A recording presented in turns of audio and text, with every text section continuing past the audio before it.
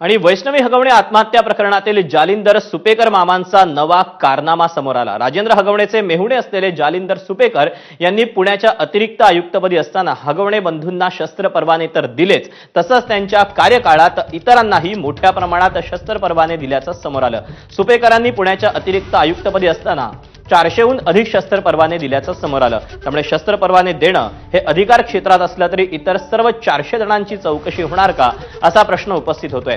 जालिंदर सुपेकर यांनी अतिरिक्त आयुक्त म्हणून 2 पोलीस आयुक्तांसोबत काम केलं। अमिताभ गुप्ता 20 सप्टेंबर 2020 ते 16 डिसेंबर 2022 या कालावधीत पुण्याचे पोलीस आयुक्त होते, तर रितेश कुमार हे 18 डिसेंबर 2022 ते 31 जानेवारी 2024 या कालावधीत पुण्याचे आयुक्त होते।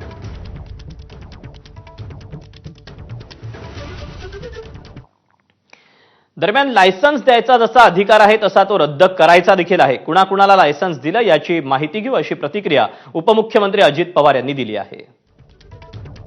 शहरामध्ये त्याची माहिती घेऊ। मधल्या काळामध्ये बीडचा पालकमंत्री म्हणून ज्यावेळेस अशा प्रकारची तक्रार आली त्यावेळेस तिथल्या एसपींनी खूप त्याचा फेरआढावा घेतला आणि त्याच्यातनं बरेच कमी पण केले।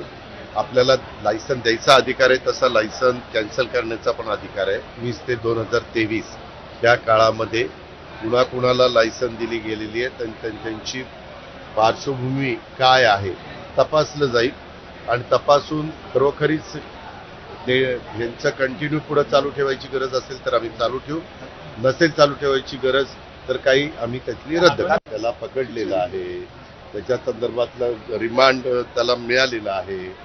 त्या तपासात सगळ्या गोष्टी पुढे येतील। तिथं त्याच्या घरामध्ये ज्या काही गोष्टी मिळाल्या, मोबाईल, लॅपटॉप वगैरे, त्या सगळ्या जप्त केलेल्या आहेत। ते आता ओपन करू दे, त्यांना जरा तपास करू दे।